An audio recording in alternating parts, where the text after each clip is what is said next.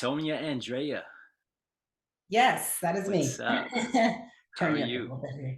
I'm doing well. How are you? So I'm just turning you up just a little bit. It's all good. I'm doing well, thanks for asking. Awesome. So, I gotta ask this question, right? Before we go anywhere. What's going on? Is it the Cowboys or is it the Chiefs? Okay, you mean currently, like right now, like as of what's today, the third December 30th? What's going on? Because if you ask me today, was that like a question, like posing a question like who's going to do better, who's going to the Super Bowl? I just want to make sure that I'm answering your question effectively. Do or die, loyal fan, die hard. Oh, oh, Who who's that's your what you're asking. who's your team? Oh my God. Well, if you're gonna ask who I like, who longer, it's gonna be the Cowboys. Obviously, I live here. But if you mean like as far as like expectations, like this is my team who's gonna get us there, it's gonna be the Chiefs. Okay. Now are you a Texas native? I am. So I'm from Houston originally, but that I it's been so long ago. I feel like so Dallas is home for me. It's what I call home. You know, my dad still lives in Houston, but Dallas, I feel like I've grown up here. It's been most of my adult life here. So yeah, I'm Dallas wholeheartedly all the way. Okay, cool, cool. So tell the listeners what you're known for, what your occupation or I guess maybe previous occupation. Previous occupation. So what you think it is, you people probably think it's training or something to do with, right, in the fitness industry, right? Physical Which fitness. yeah. Which it it still is. I still have clients and train clients, but my like so I call it a for survival job is in telecom marketing. So that's what I do full time. Bodybuilding, fitness, health, wellness is somewhat of a career path for me, but I really have a passion for it. And bodybuilding is something that's going to help me, I guess, kind of find the passion for it when it wasn't really there before. I mean, grow up, doing playing sports and different activities where the athleticism is there and the foundation is there, but bodybuilding, that's a different type of commitment. So Oh it's yeah, for definitely sure. kind of shaped what I do. You could say professionally or and personally for sure. So So basically bodybuilding opened up some doors for you, doors of opportunity. Yeah. yeah, I think it did. I think it did. Yeah. Like this, right? So Yeah, yeah, for sure. I mean, is that would you say bodybuilding div gave you the following that you have on social yeah, media? for sure. And what I wanted to kind of get away from was just bodybuilding, right? Like Yeah. that, like I've got to be lifting heavy every day. I've got to look like I'm at 2% body fat. I've got to look like this. Because a lot of people, while they admire bodybuilders, that might not be their aspiration. They're For not like, sure. hey, I wanna consistently eat the same things every day because let's be real, when you're doing shows and stuff like that, your schedule is pretty much set from the time you wake up to the time you go to bed, and it's regimented and it's very strict. So while people have an appreciation for that, they're like, hey, I don't want that, but I do have aspirations not to look like someone, but to be fit, but to be healthy, but to take more but to really just take control of like my life in terms of eating better, living healthier, that type of thing. So that's what right. So you mentioned following. So that's with that following.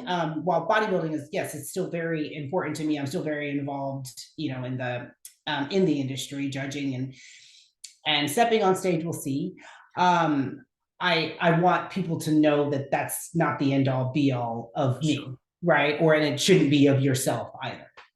Like you don't want to be identified as Tonya, the bodybuilder, or former bodybuilder. There's so much more to you than that. Sure, Yeah. yeah, and I want people to know that of themselves too. Like Oh yeah, you definitely. don't have to bodybuild to, you know what I'm saying, to like inspire and motivate and do all of those things in terms of getting fit or maintaining like a physique that you're happy with or that you like or something like that. And this is, yeah, and this is definitely like one of the reasons why I like speaking to people and connecting and building, because even though you do have that bodybuilding background and stuff outside of that, but it's also about knowing the person behind all It of the is. stuff that's making you as successful as you are today, or whatever you define success as, right? Sure. Absolutely. And that, isn't always monetary. Yeah, A lot yeah. of people say like, okay, well, I'm doing this because I can monetize it somehow. I mean, which is great. I mean, I think that that's absolutely great. But again, people have different aspirations, different reasons, for doing things. And I do it just because I love it. I have a passion for it. It's permanently like built in to the lifestyle to where, if you can do it to where you can motivate even one person to, I don't know, stop eating as much ice cream or so, just start eating healthier, then that's good enough for me. All the sponsors and all of that stuff, that's great.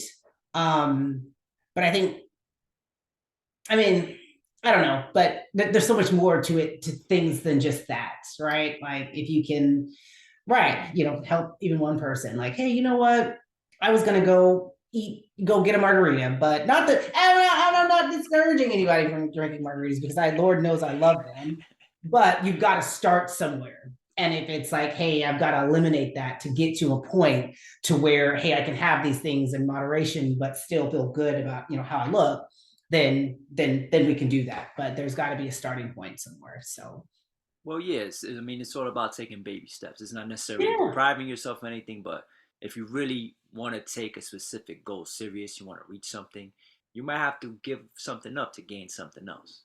You know exactly. what I'm That's saying? that's what it is. That's what it is. Exactly. Yep. Give it up, So, and yeah. so you definitely, you mentioned, your foundation, your background, sports and bodybuilding. But so let's go back. Growing up in Texas, what was that like? Were you like athletic? Were you playing sports? Were your parents athletic? Yeah. So Like, my yeah. So my so yeah, so I did track and field for an extended period of time, and so there was a good foundation. Like people were like, "Hey, did you run track?" And I'm like, "Well, yeah." How'd you know? People are like, "Well, you could tell, have an athletic look." But even when I did, that and dance, believe it or not, for an extended period of time, and that's kind of like where the love for bodybuilding kind of came, like with the posing and all of that. So it's like it combines all of it. Like it's not just lifting weights, right? I'm sure you've seen competitions that combines all of those things, oh like, yeah, I did gymnastics, dance and track and field. And so all of those things that I did, that's all of that is very useful, right, in the world of bodybuilding, aside from your foundation. So yeah, my parents, they both played basketball. They went to HBCUs. They both played basketball. So family is like huge into sports, which is wow, why I have like this huge love of sports, like I do net currently. So yeah, and Texas is big on just sports in general, football specifically, right? Whether it's, especially. Yeah, yeah, right. Whether it's at the collegiate level, at the professional level, that's if you don't if you'd be hard pressed to find someone in the state of Texas who doesn't like sports in some form or fashion. And I mean football, but in some form or fashion, they're interested in it. So yeah, growing up in Texas, it was great. I went to Texas Tech again, another big school, big on football. I was there when Coach Mike Leach was there, who just passed away. yeah, you mentioned that. Yeah. So we went there, and there's obviously lots of sports stars, right, that come out of there. People that people don't think of. They don't associate Texas Tech with good athletes, but a ton of them came out of there. So yeah, so we're up in Texas, and then yeah, then I moved to Dallas and have been here, kind of ever since. And then I found bodybuilding. I found it just kind of, and so I get questions often just because I feel like bodybuilding is trending right now. Everybody's intrigued by it. They want to know. And they're just kind of like, well, how did you get started? Because, it's to people, it can be kind of, it's like not weird, but people can be like, okay, like why would you want to do that? Like, why would you want to restrict your diet? Or, certain things that they can't even, kind of imagine or think about doing. And I'm like, something just kind of fell in my lap. Um, I started out like, yeah, I call myself like skinny fat, right? Like where you can kind of eat what you want, but your body fat percentage, it may not be that high, but you're still very unhealthy. So just because you're thin doesn't mean that you're unhealthy and not at risk for diseases and illnesses and things like that. So I was like, you know what? After I had my last child, so I have 3 kids. I have twins that are 13 and a 10-year-old that'll be 11 next in like 3 weeks. My goodness. Wow. So, right, I know, right? Hard, can't believe I'm saying that. So I was like, you know what? Let me see if I can really like hone in on this, right? Because this is not healthy. And so I actually started out teaching Pilates on a reformer. It's called a mega reformer. And the thing about that was a lot of the exercises that you could do on this piece of equipment, like you could do at the gym, like you do shoulder presses, squats, lunges, all the things, curls, almost anything you do at the gym, you could do on this piece of equipment. So I was like, you know what? I like what this is doing. I was like, I want to maybe I'll test out the gym. Maybe I'll go see what's going on and see if I can't develop some more muscle because I kind of liked it.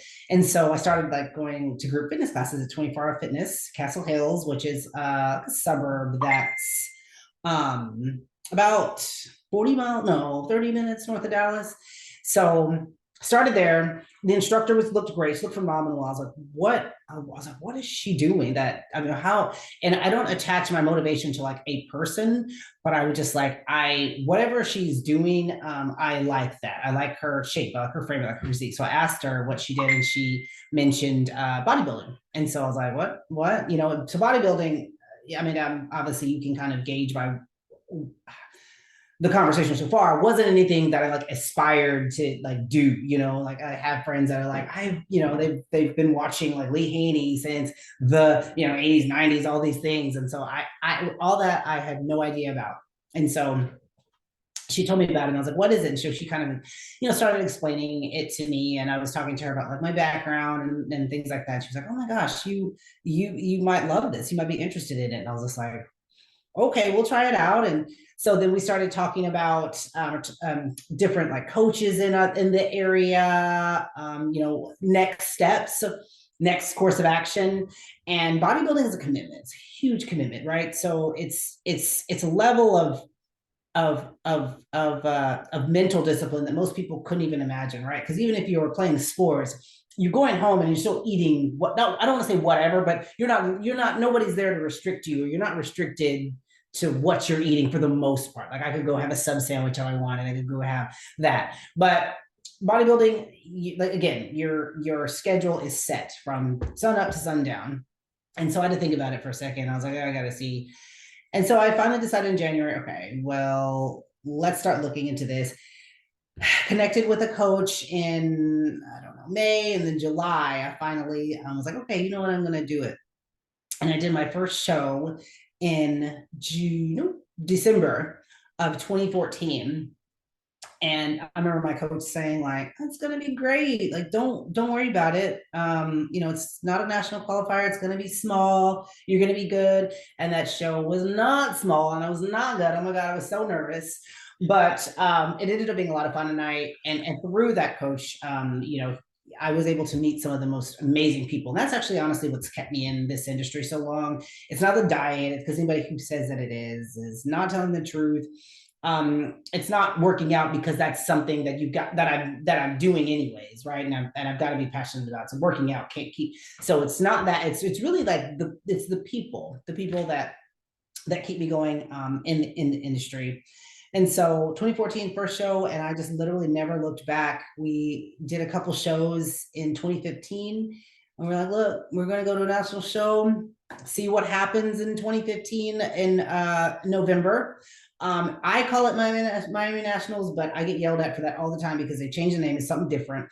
But in November of 2015, I went to a national show in Miami, whatever that is called now. I should know, it's bad. And then I got fifth and I was so excited. I was like, okay, you know what? Because when I first did it, to be honest, I didn't have any goals. There was nothing attached to why I was doing that. It was just like, hey, I'm just going to see what happens because I've never done this before.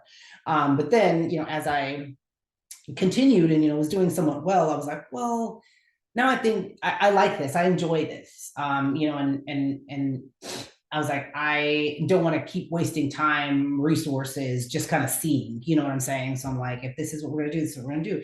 And so we attached a pro card to that, right? In in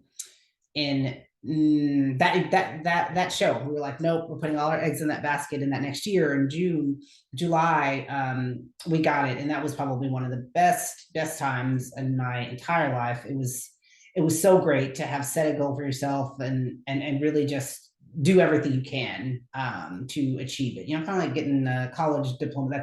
That takes time, that takes effort, that takes patience, that takes money, right? Most times.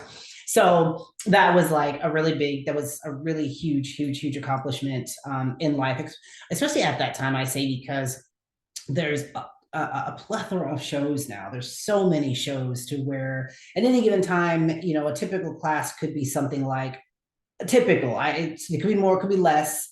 It might be something like 6, 8, 9, 10, 11, 12, something like that. But, we had at that time, there was not as many shows. It was not as saturated as it is now. And I don't know, we had upwards of, 40 people in each, not just like one, like in all the shows.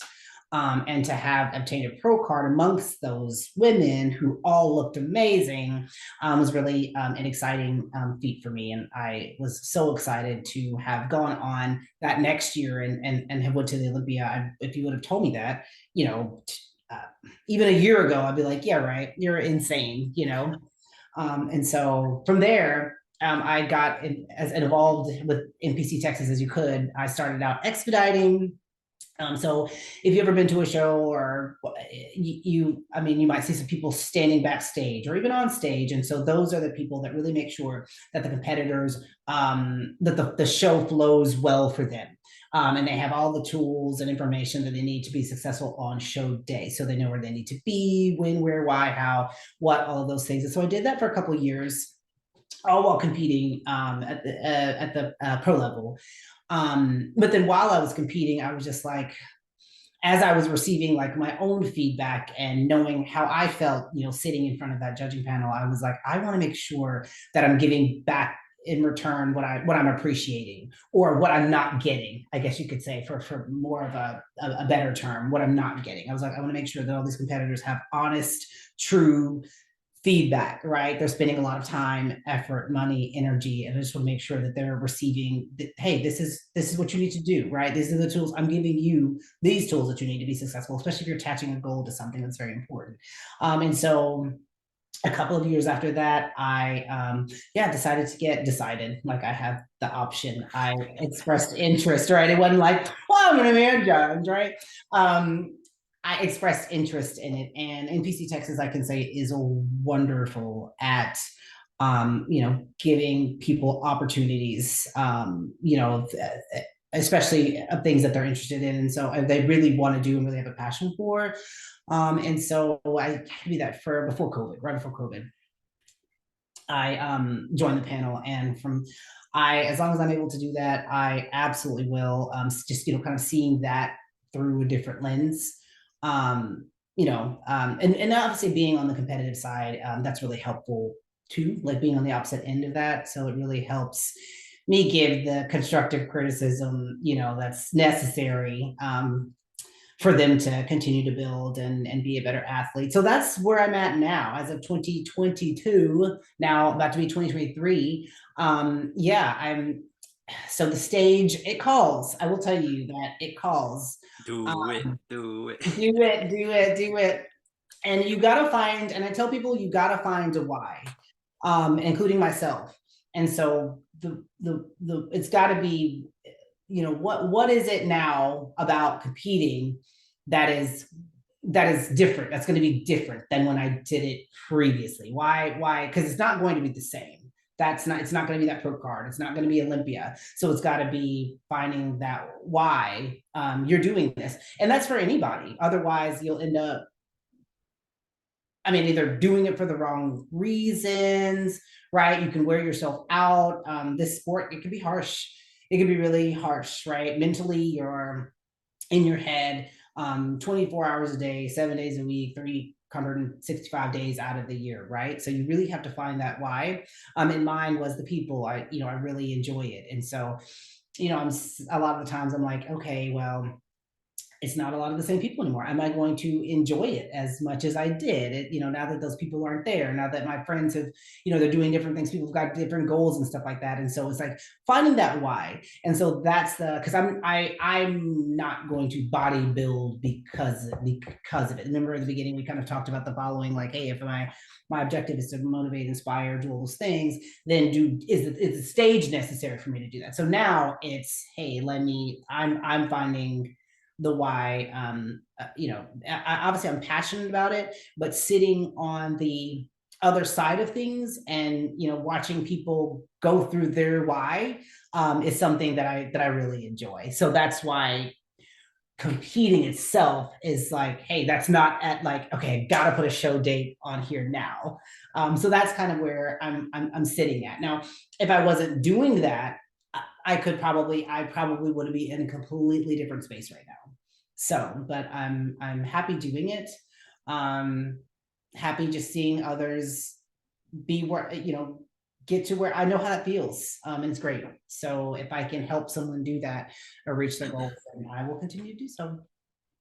Well, what you can do is document your journey back to the stage, and that can motivate and inspire prospective uh, bodybuilders, Very true. female and male, so you could document it. That could be a pretty interesting why.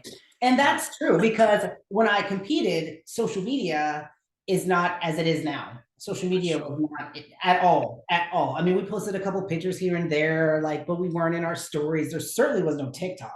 There wasn't any of those things to that people have access to. So when you say, aspire people, they have more. There's more of an outlet for you to do so. So that absolutely makes sense. Yeah, you could vlog, you could do uh, your daily workout routines, your what you eat in a day videos. That's big now. If you go on YouTube, that's pretty much what you see.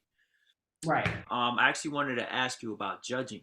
Now, Sure. what does a judge look for? Like, what does it take to be a judge, and what is a judge looking for as far as the aesthetic, Sure. So as far as the aesthetic, I was or on just overall, no, no, just no, no, no, everything? no, no, no, no. That was a great question. I was going to answer it. I was on a podcast the other day, and they kind of were inquiring about the same thing. They were like, "Well, what are you looking for?" And there's a set of criteria that we have now. Within that criteria, there are personal preferences, like something as simple as like the color of somebody's suit, or is somebody's tan darker or is it off? Maybe to me that tan looks like a different color, maybe, so that's throwing off their aesthetic. Wow. So right, so within the criteria, like, this is it for bikini, wellness, figure, women's physique, there's a set criteria, but within that there's personal preferences, right? And that happens probably more often than it doesn't. So, but what, like, for me, like, one of the things that I really love and I really look for, aside from obviously your muscularity and your conditioning and things like that, is confidence and posing. Because there's nothing like someone coming up there, and we know that they're nervous, but there's nothing like someone coming up there with an amazing physique, or they're tripping over their shoes, or they're looking uncertain, they're looking at the ground, down at their feet, they're just really looking nervous and really looking uncertain, because that comes with practice. So it's because like bodybuilding is it's a whole package, right? So everybody, most people, for the most part, they're coming up there looking good. I'm going to say that. Like, most people are coming up there looking good. So it's got to be other things than you looking good, right? Because we could put two identical Tonyas up here, but I'm like, what is it about this Tonya over here on the right that's going to put me on in first place, other than her physique, if we're for the most part looking good, right? So in terms of aesthetic, it's the whole package. It's because I used to wonder, like, why am I spending so much money on this, like, posing, and like, why, like, it's expensive, like, why am I spending $100 on all of this? Like, does this stuff even make sense? Does it even? And in a hindsight, it absolutely does, because when you come up, the first thing you see is the person individually, and I just love a confident person. It's like, this person has done what they needed to do, because bodybuilding, all of it's like an art, right? So this person has done what they needed to do to perfect that art, like, which is that's a big deal, because that's what it's all about. When you see all of this, when you go to the Olympia and all those things, that's what they want. That's what they're wanting to put on stage. People who are perfecting their art, who display confidence. Like, if you see all the winners, they're breathtaking, right? It's like you can't take your eyes off of those people. And that's the type of thing you want to see. I mean, they all have great physiques, but you're literally like stunned by these athletes. And so that's something that I really take to heart, because I was like, hey, I'm like, hey, these people, the competitors, they really put a lot into this outside of just going to the gym every day, because that's what it's about. It's about a look. It's about an overall look, overall shape, frame, hair, tan, makeup, all of that stuff, the entire package. So it's hardly ever about this person is Grady or this person has got the most muscles. I will say that in confidence. It's hardly ever that. It's about a total package. So you would say, so basically it's not, obviously not the aesthetic only, but like you said, the confidence, how they exude that confidence, the way they walk on stage, That's the way they it. get off of the stage. Damn. Cause I don't know, I see a lot of these judges, and it seems to me maybe they have a past in bodybuilding, a history, but they all seem to be pretty much heavyweight, heavy set older people. So like, how do these people judge of someone's body I see what you're and they saying. look like they've never done it? You know, I don't Right. know. Yeah. No, I could see from outside looking in, I could definitely see that.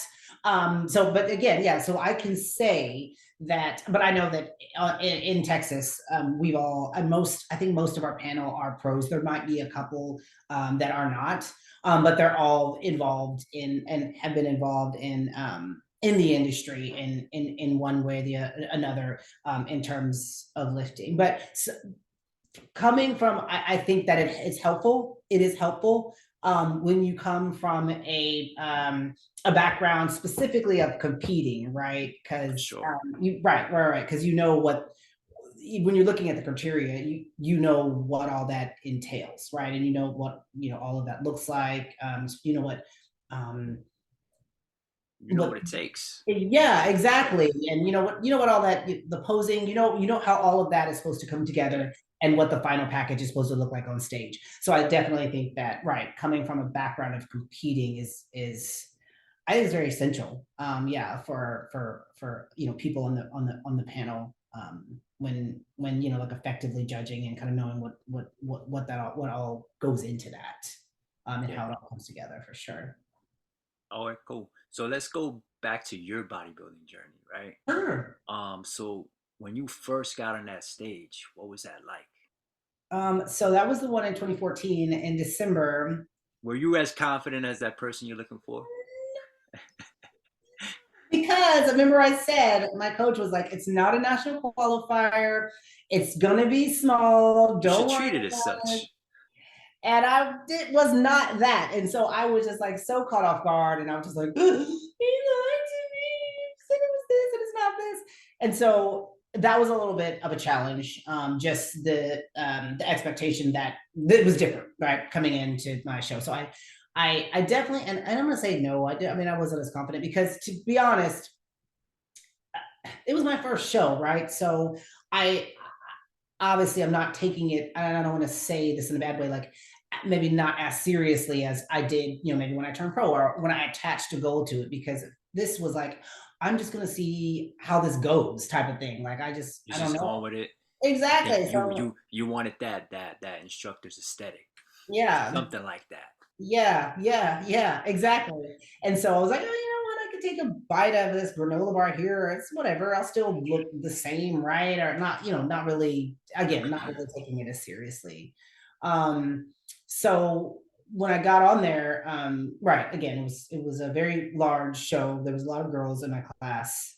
But it was fun, because leading up to the show, we had these posing classes, and oh, you're taking me back, we had these posing classes, and they were every week, every Saturday, and I met some of my best friends, some of my very best friends that are still my very best friends here today in those posing classes. And we were all doing the same show. So we were all just having a great time backstage. I mean, it was really a lot of fun. And I think that again, I was mentioning that it's those people, like when having fun with it, like anything else other than having fun with it, I wouldn't have made it. Honestly, I wouldn't have made it. So just having fun with it and stepping on stage with them, it was a lot of fun. Yes, I was very nervous. I was extremely nervous, because I'm like, who does this? Like, you just gotta like a swimsuit on, kind of, if that's what you want to define that as, and you're just like in front of people posing, like, you know what I'm saying? Like, I'm just like, what am I doing? But then now, say here I am years later, still, what am I doing right? Anyway, so it was very nerve wracking, because it's different than you just at the beach or whatever. You've got someone assessing every single thing that essentially is wrong, right? So I was very nerve wracking. But then when I got off, it was just like this rush, like, what's that called? Like the adrenaline rush, right? It was the best, especially when you do. I had the nerve to like do well, right? I got third, and I did not think so at all. I was like, I don't know how this happened, but it was an amazing time. It was great, really exhilarating. And so once I got off, I was like, yeah, okay, this is me. This is where I belong, and this is I can mess with it. Yeah. I can mess with it. Let's do Exactly. another one. Let's do another one. Yeah, we're like, you know what? And so the second one was like, we'll just see where this goes. And then the third one was like, well, okay, if we win this one, then we're gonna go to a national show. And that's what we ended up doing. So What does it take to get your pro card? yeah, sure. So it really isn't. So everybody thinks it's like this big old this process where you've got to go like step by step by step by step by step. When really, it entails. I mean, there is a process. So you've got to do a show at the regional level, right? So it's got to be an open division. So there's different divisions. So there's like open, which is any age, every age, come one, come all, right? For the divisions, who, whatever. It doesn't matter if you're 70, doesn't matter if you're, what's the lowest age? I don't know, 16 or whatever, 17. You can compete in this That division. young? Wow. Yeah, I don't, teen is it 17? I think. Yeah, those Shit. teens get young. Um, so there's open classes, there's master's classes, which is that's categorized by age. So it could be 35. So it's going to be over the age of 35 regardless. So it could be 35 and over, 40 and up. So that's for competitors who are comfortable competing with competitors in their age range. And then there's also novice is like, hey, yeah, maybe I've done one or two shows, but I haven't won this novice category. So I'm fresh, kind of fresh and new. And there's true novice, which is, this is my very first show, and this is my very first show. So it's gonna maybe or may or may not look like it, but this is my very first show. So they want to be in a division with others who this is their very first show too. And you don't have to do that. You don't have to do that. That's just a category, an option that you have, which I think is great, because they didn't have true novice when I competed. So to qualify, to get to even to go to a national show, to get your pro card, you have to win that open division. So you can't, it doesn't matter if you win true novice, masters, you have to win that open category, and you have to be top 1, 2, 3, 4, or 5. And so once you place, so if you get 6, you got to do another one to qualify. So 1 through 5, they get their qualification, and they can go on to do to compete in a national show. Now I know that there's certain ones where if you're masters, you can just do masters. I know that they've changed some rules, so now I think you can just go to a masters, or you can do a masters division and pick up the qualification there. So there's some differences there. There's different rules and stipulations. And different types of national shows now that were not there when I was competing at the amateur level, at least. So yeah, once you go, so it depends. I wish, so masters is like, some of the categories are like, okay, only one person will win the pro card. And then some of them, it's like, okay, your top 2 will win your pro card. So typically, if it's not a masters show, you've got to win that open division at a regional level. So either it's Texas or Oklahoma or Louisiana or wherever. But if it's a masters, which is categorized by age, then I believe you can go do that. You can go do that show. So it's different. There's different rules, different regulations for different shows. Way, way, way, way, way more opportunities for one to obtain a pro card now than when I was competing. There might have been like 4 national shows at that time, so it was a little bit more difficult. And then even when people like Branch Warren and all those people were around, there was even less opportunities for them to obtain pro cards, which is why people back in the day took so long to get them because there wasn't as many opportunities for you to get them at that time. Now, maybe at the time you were like when you first started bodybuilding or when you first went pro, how much harder is it for a woman, if at all, right? How Um, much harder is it? well, I would say not really. It's not really harder because with men, like we'll take bodybuilding, right? So in open bodybuilding, that's typically just one winner. Whereas like if you're doing something like figure or if you're doing something like bikini or wellness, there's multiple opportunities for you to obtain a pro card. Whereas like on the bodybuilding side, not so much, not so much. So while you might think that it's easier or for men to obtain their professional card. I think for women, and especially now that they're creating more categories, more divisions, right? They're bringing over wellness and things like that. So there's it's in it, and it's all really trendy now. It's all really trending. So I think it's I would say, just from my perspective, everybody is so different. Somebody could watch this podcast and like Tonya is crazy, but from my perspective, I think that for women, there's opportunities on opportunities for them to get professional cards. How do you feel about all these new shows? Like you said, there's so many different options now. Like, how do you feel about all these options now? Do you think it's a little too oversaturated? Does it create To an saturation? extent, I will say that. I understand that all businesses are created to make money, right? So they're through, and that's we all understand that. But there is a lot of them, right? So I feel like I really miss the really the days of where, from a judging perspective, I might not say this now, but when there was a lineup of several girls, and it was big, not that there's not competition now, because there absolutely is, but those big classes of people used to have to wait weeks and weeks, in between shows. Now they got to wait a couple of days, because there's a show next weekend, show the weekend after, the show the weekend after, and so it is a little bit much. It is a little bit much.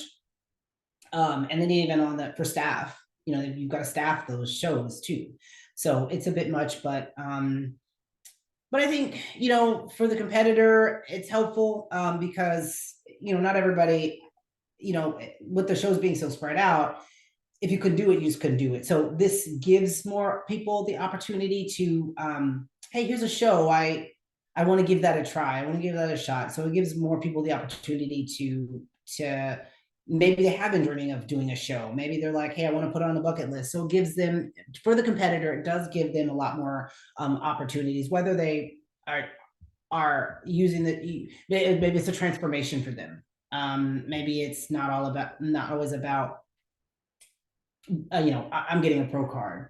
So the fact that there are more shows provides more opportunities. But I do think it's quite a bit of shows. It is quite a bit of shows. And I remember when a pro card used to be very extremely coveted. Now I feel like it's like, we're kind of loose. It's just whenever, whoever, like it's a lot. It used to be very coveted, very, very, very coveted, but now I feel like it's not as much. And so I kind of have mixed feelings about that, but neither here nor there. Yeah, because I have no bodybuilding background. I like watching it. I respect it, but I feel like you said, there's so many different opportunities, which is could be a good thing. But on the other hand, to the old school bodybuilder, it's like, come on, what the fuck? Just stick to what was what's not broken.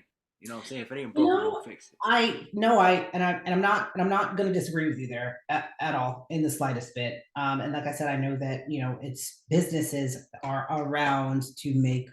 Yeah, it's a And business. I'm not Yeah, saying that's all it is, but it's the truth. It's just hey, we're an organization that's growing, and we got to fund all this stuff somehow, right? So, it is what it is. You just kind of take it in stride. But again, it does give competitors more opportunity to get what they want. If that's a pro card, then it gives them more opportunities to do that. So yeah, we'll just kind of see where it goes. But bodybuilding is growing. It's very trending right now. And if nothing else, I think that it kind of gives people, I mean, whether they're competing or not, it gives people, it's like, hey, it puts in their mind like maybe I can do that. Maybe that's something I can think about. Maybe I can start this and then maybe it go here, or maybe it'll lead to this. So bodybuilding definitely does good. It definitely inspires people inside the industry and outside of the industry to just take care of themselves. Take whatever that means to them. Maybe if that means like maybe I'm not gonna have as many sodas, or maybe I'm not gonna do this or whatever. So I mean, make more shows. If that means that, then I'm on board. hey, if it gets them in the gym and Yeah, changing up the diet, eating better, why not? there we I go. have a friend that's a bodybuilder. Uh, so for you, I know bodybuilding requires so much discipline and sacrifice. What were some of the mental struggles that you faced? Obviously, there's physical struggle as well, but what were the mental struggles you faced just going through prepping for a show? Yeah, that's your and I would say primarily that's your how you view yourself, right? So maybe 10 years ago, I would get up in the morning, look in the mirror, be fine, and then walk out the door. But even to this day, you get you've got access to this. So every time you're opening up your phone, you're seeing somebody, especially mine, like they're posing, they've done a show, they've done this, they're looking a certain way, right? And so when I get up in the morning, especially coming from a competitive background and being a bodybuilder, it's like, well, you know what? Maybe I need some. I could use a few more lines in my legs, or what? Maybe if I just eat this much cream of wheat, or maybe like that really doesn't go away ever. I feel like that's something that I'm still internally struggling with. Like sorry, my hair feels like it's all over the place.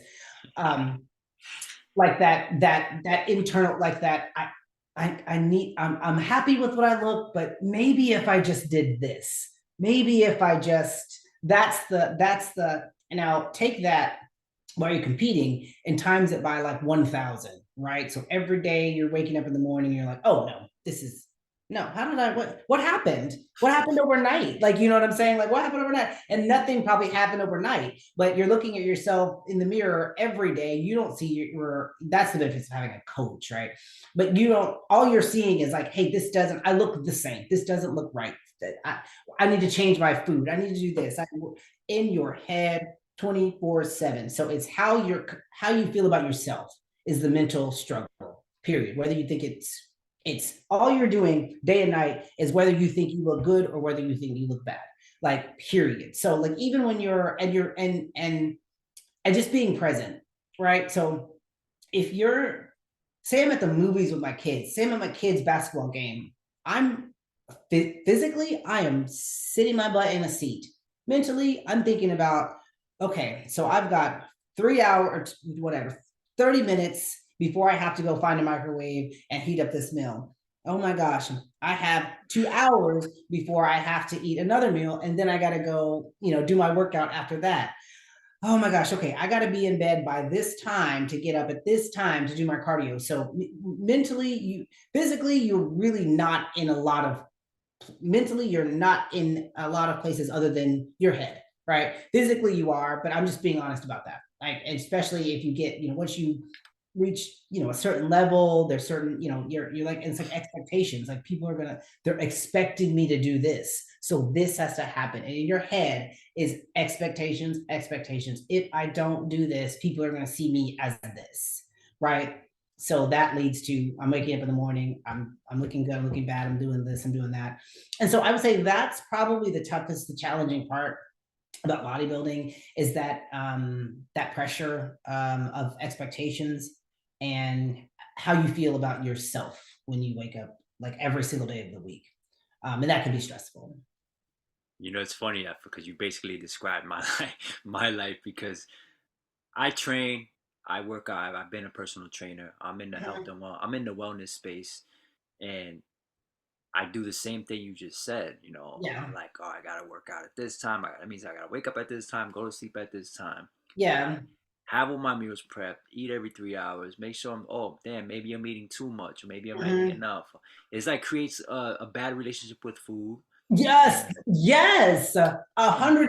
It is not yeah, ever the same. Not ever the same. yeah. And even today, I'm like, oh man, maybe Polynesian sauce. I'm just gonna, you know what? I'm just gonna have just a little bit. You know what I'm saying? And I'm like, your lifestyle is built as such to where the Polynesian sauce probably will not hurt you, but you're just like, I just don't know. It's in Now it's your head, like you healthier said. now. It is healthier. It is health so much healthier now, and I love it. And that's the thing about getting like saying like, hey, I got to figure out why I want to, get back into bodybuilding. Because once you found finally got back that healthy relationship with food, you're like, do I want to do I want to like make it unhealthy again, right? Do I want to go through that whole entire process of trying to find the balance between, you know, can I eat this? Can I not eat this? And living your everyday life. So once I found now that I found it, it's like, okay, now we really got to figure out this why. But no, to your point, yep, that relationship with food that's the first thing to go. And not only that, like you said, Uh, looking in the mirror every day, that's like now you start having fucking body dysmorphia symptoms. Like yeah, one yep, day you look absolutely. good, one day you look like shit.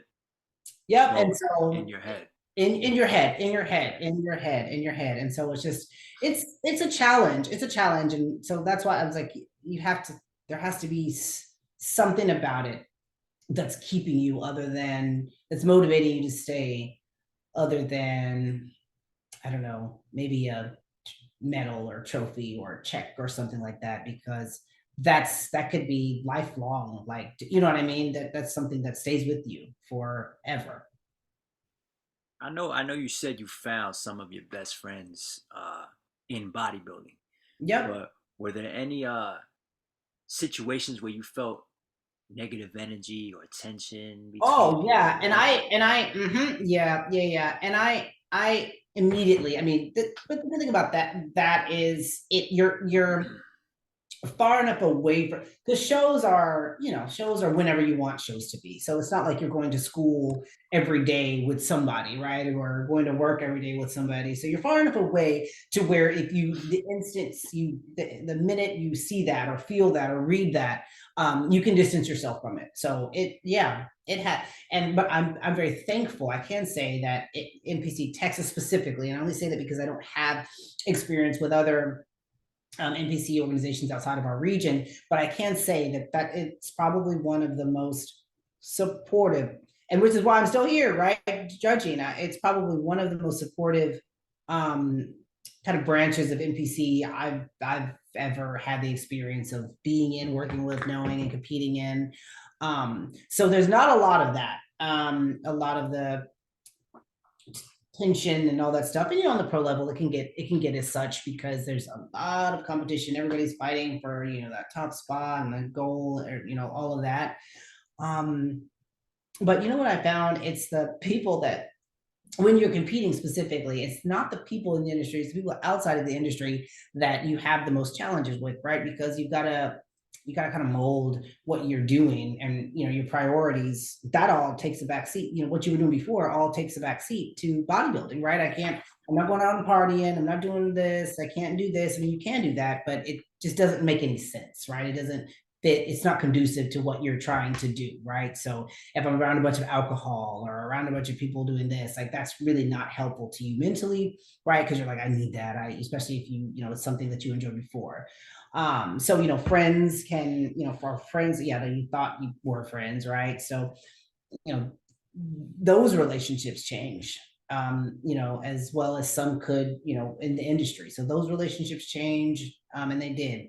A lot of them did. Like, okay, well, she's doing this. Why can't you do this with us? Why can't you do this? I'm like, well, it's not like I'm like trying to ignore people. It's like this is what I have to do. Like, thanks for your support, that type of thing.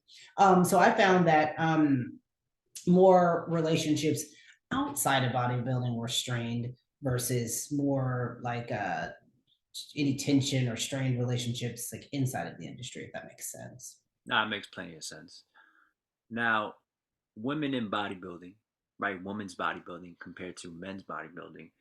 Uh, what's it like as far as equality, equal pay, levels of respect, etc.? Yeah, I mean, obviously, we all know that that's sorry. I mean, I guess just that can mean different things to different people. Like some people could say, like, well, women, I mean, obviously the pay isn't as much. In fact, I don't think it's even like a third as much as men, especially on the people who do get paid, right? So, like on the pro level, if you're winning shows, you're presented with a check, right? So, when people say pay, they're referencing that most likely, like how Yeah. much you're getting paid for, winning a show or something like that, or winning the Olympia. Um, which is interesting because, I'm like, I say that we're all putting in work, right? We're all putting in work, doing the same things, essentially eating the same foods, those types of things. And so I'm like, I've asked myself, I wonder what makes the, the difference in that, like what makes that so different. What that it's I've thought about it in my head, kind of why such a difference in that.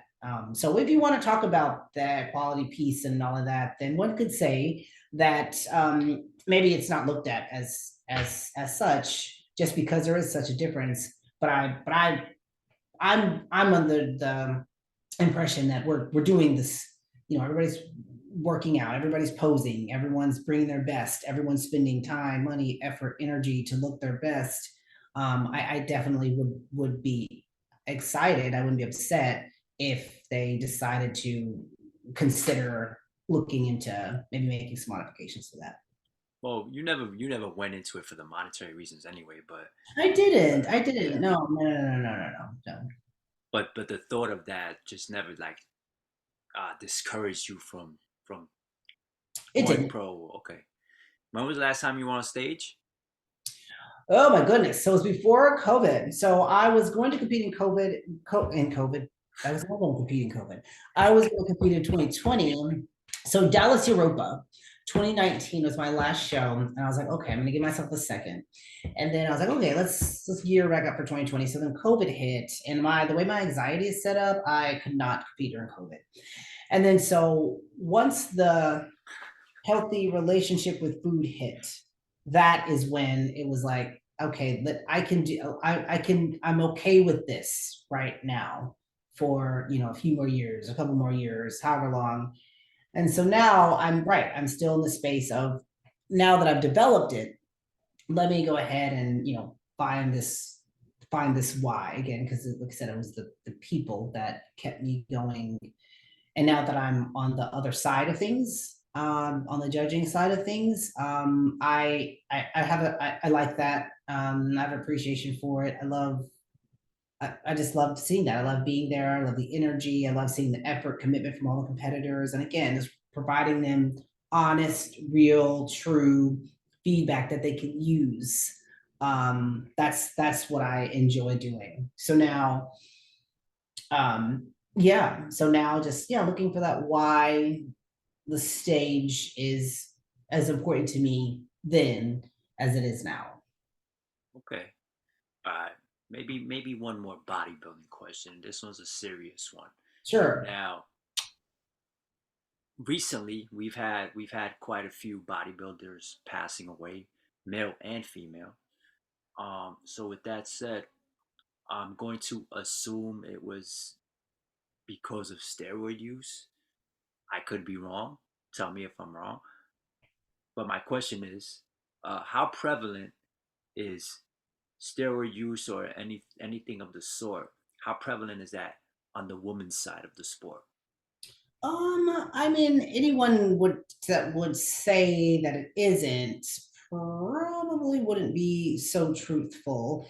And I don't think, and I'm not trying to word it in a way that, because there used to be a point where, everyone's like, oh my God, no, like, what are you talking about? Like, what do you mean? How dare you? How dare you? Blasphemous. Blasphemous. How dare you?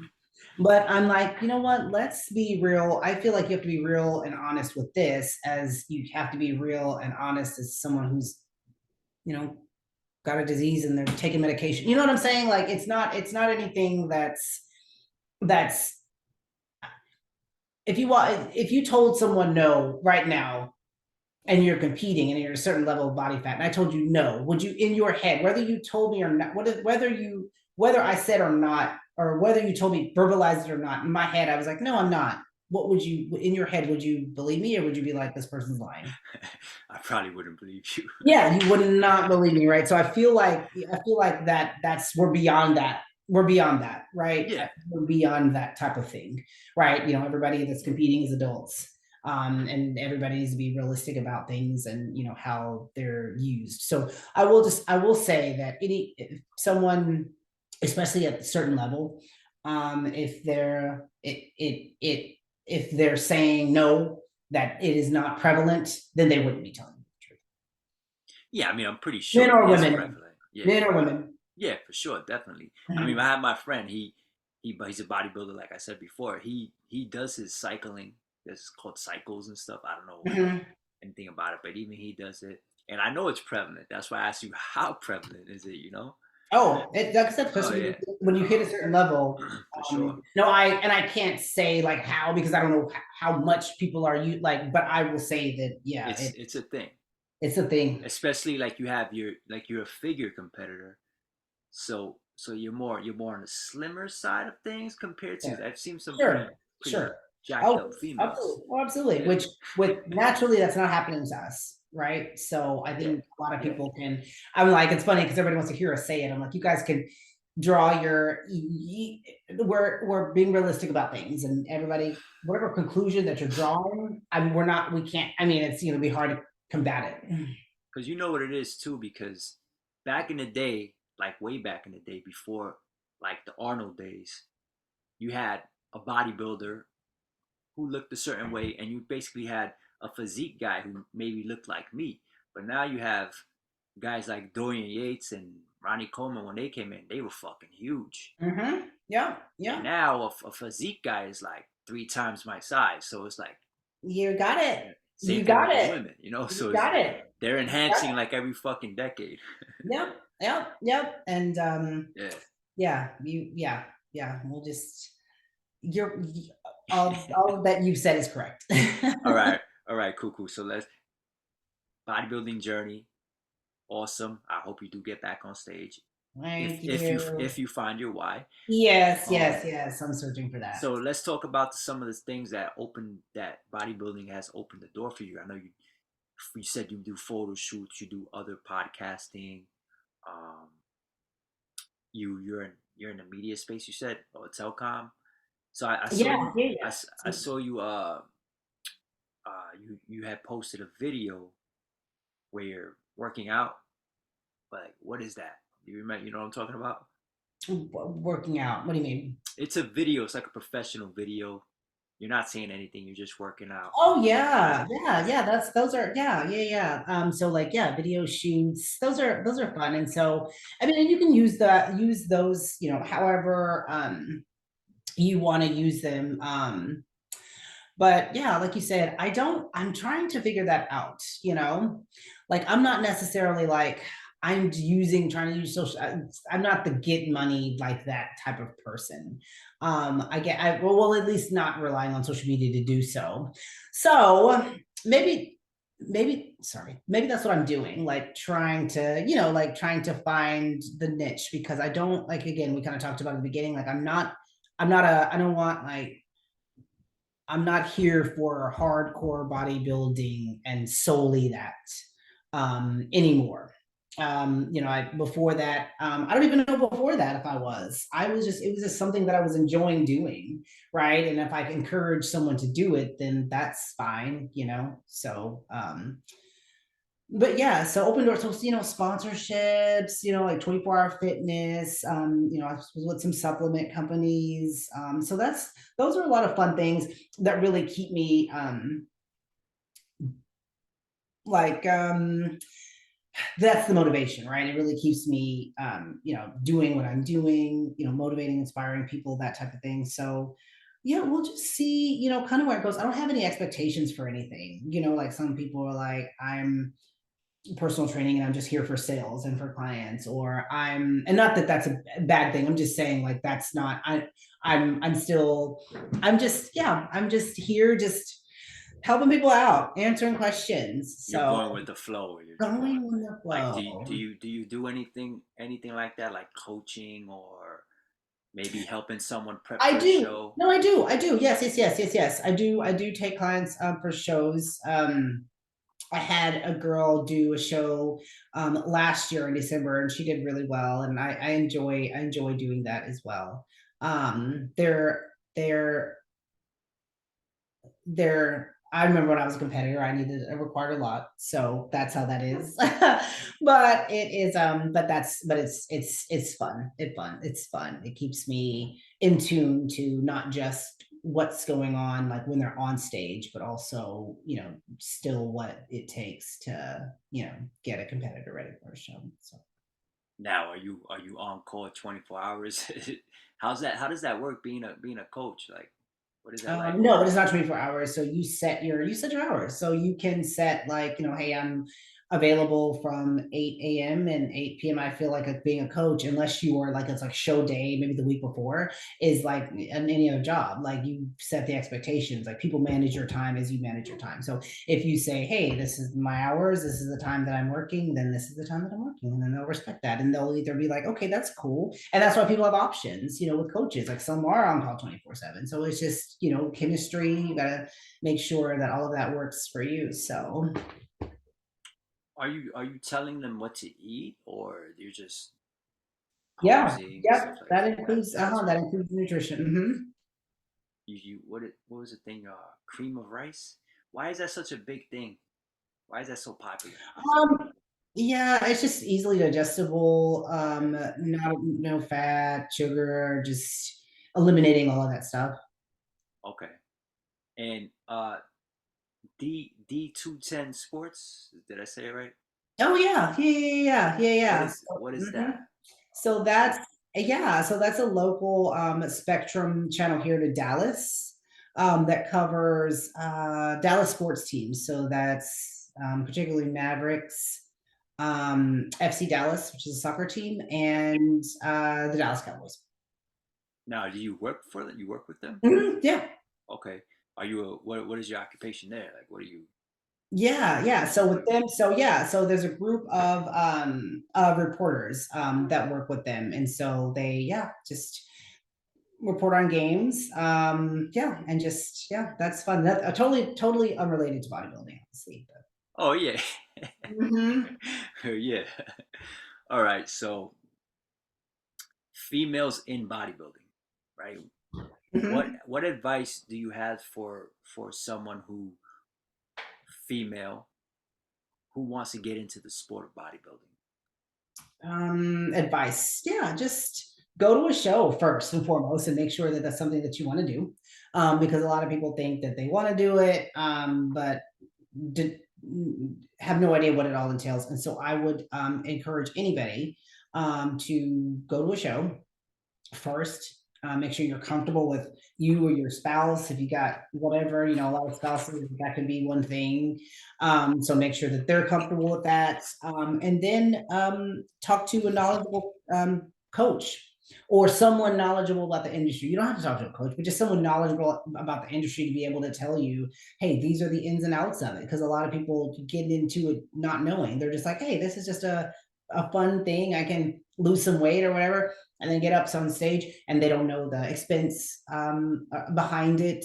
What all it takes, what all goes into prepping for a show. A lot of people don't know that. They just see fun suits and the stage and this, and they're like, I want to do that. So just, yeah, going to a show, seeing what that entails, and then talking to somebody so that they can kind of explain, hey, this is what that entails, and these are the expectations. And then no, that's it. That's what but I would never discourage anybody from doing it, because obviously I'm still here almost 10 years later. So and then I would just say, like, have fun, try as hard as you can to meet people, have fun.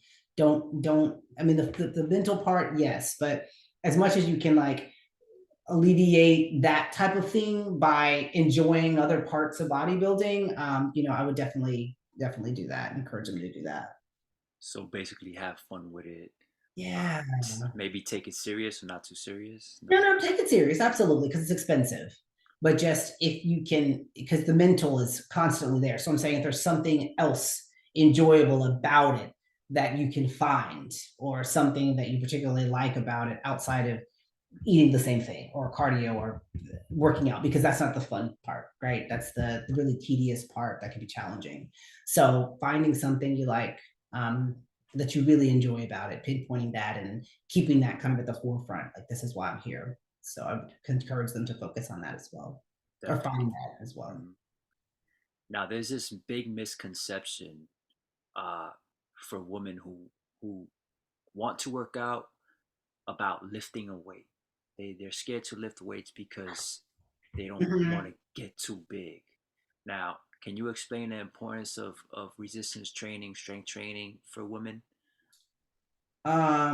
Let's see. You said it, explain. Oh, yes. So no, yeah, no. So naturally, nobody's getting big. So I actually really hate that praise, but through no fault of their own, I can understand why they're saying that, since what you said, going back to our conversation maybe about 5 minutes ago, you're like, some of the women are bigger than me, right? So that's what they're basing a lot of that on. Like, hey, Mm. is that what I'm going to look like if I get in the gym and, like, lift weights?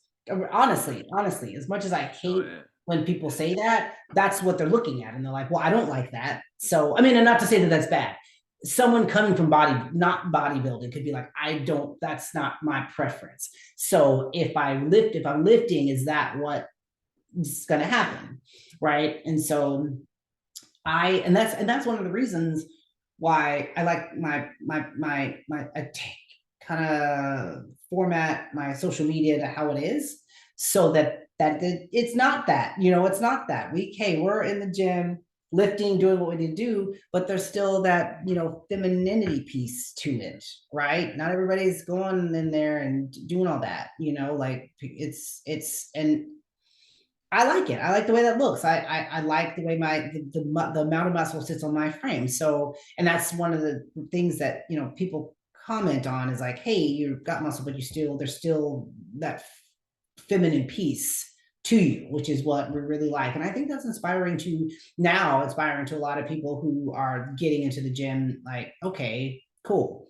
We can still have the feminine piece, but looks like she's lifting, heavy, and could be perceived as lifting heavy. Was that your question? I feel like I rambled. no, no, no. That definitely answered the question. I mean, Okay. you could have answered. You could have kept going. It was all good because Okay. I feel like women need to hear that. I know, like, social media definitely helps. Like, your content helps. Like, you put the femininity in being strong and Yeah. beautiful and everything else that comes with Right. just just being able to just lifting weights. It's not just something that men should do.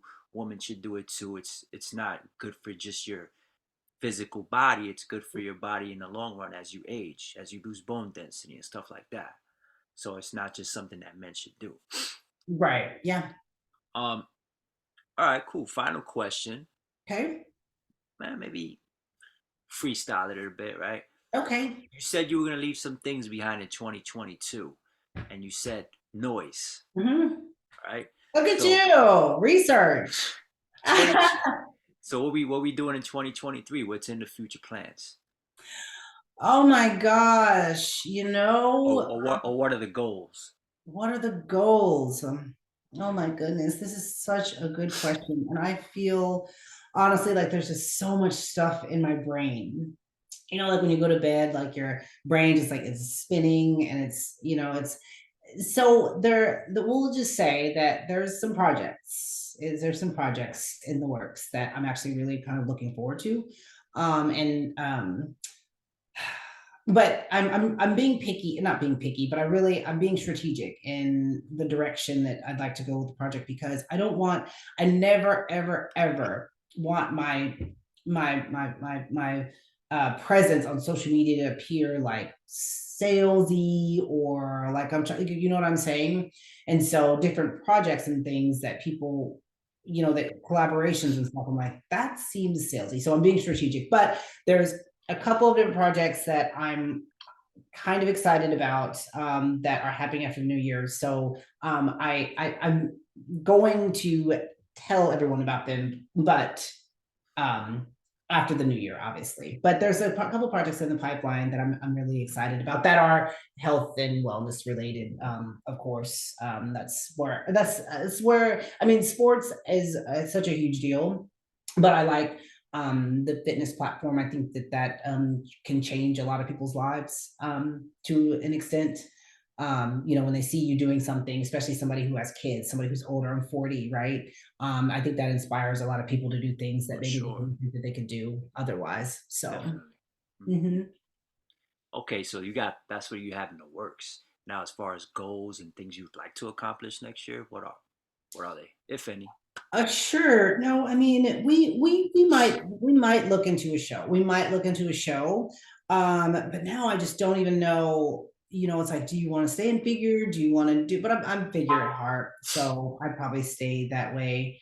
But yeah, we might look into it, just because there's a couple of shows in Texas now that they took figure away, so we couldn't even compete in Texas even if we wanted to. There was two they took away and they brought them back. So I'm excited about Oh, that. So there might be one in the works. We'll see. And then I just don't. I guess you're making this too difficult. I need to do better about that, like setting like goals outside of like bodybuilding, and goals outside of like work with my coworkers. Like yeah, I'm gonna set some. You've inspired me well, to set.